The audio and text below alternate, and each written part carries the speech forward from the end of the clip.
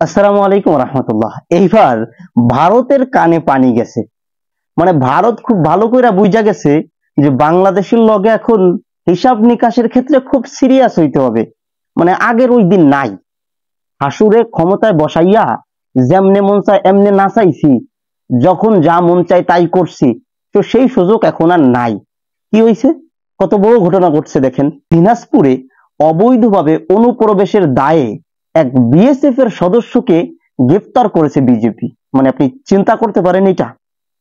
হাসুর জামানায়, হাসুর যুগে, গত 16 বছরে এই ধরনের দৃশ্য চিন্তা করতে পারেন আপনারা?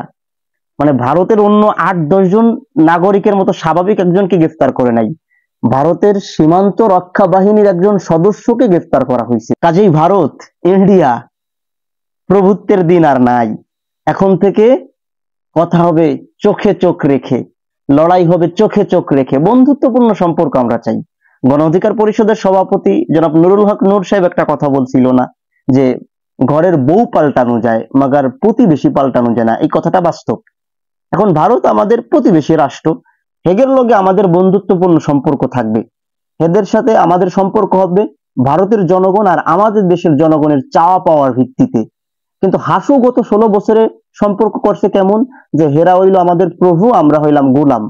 হাসু ক্ষমতা বানাইছে তাদের আধিপত্য অনুযায়ী, তাদের মন গড়া, তারা যেমনি চাইছে হাসু এমনি চলছে। মানে বাংলাদেশের আইন কানুনের পরিবর্তন হয়েছে ইন্ডিয়ার চাওয়া অনুযায়ী, হাসু এগুলা করছে। কিন্তু এই সুযোগ আর নাই, এই সুযোগ আর হবে না।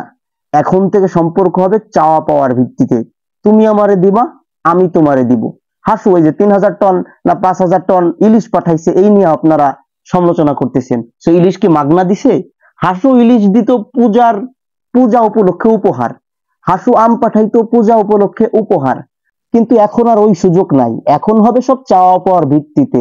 মানে কি বলা হয় ওইটারে, হিসাব নিকাশ অনুযায়ী, তুমি দিবা আমি দিব, তোমার সাথে আমার সম্পর্ক হবে বন্ধুত্বপূর্ণ, চাওয়া পাওয়ার ভিত্তিতে, প্রভুত্বের না। কাজেই ইন্ডিয়া এখনো সময় আছে, লাইনে চলে আসো। যদি লাইনে না আসতে পারো দাদে, কপালে দুঃখ আছে। সম্পর্ক হইব চাওয়া পাওয়ার ভিত্তিতে। হ্যাঁ, লড়াই হবে চোখে চোখ রেখে, কথা হবে চোখে চোখ রেখে। সেদিন গয়া গেছে, হাসুরে যেমনে নাচাইছিলা ওই দিন গয়া গেছে, ওই দিন আর নাই। যুগ বদলাইছে, পাগল সাইজো না, কারণ পাগল সাজলে জ্বালা, না সাজলে জ্বালা নাই।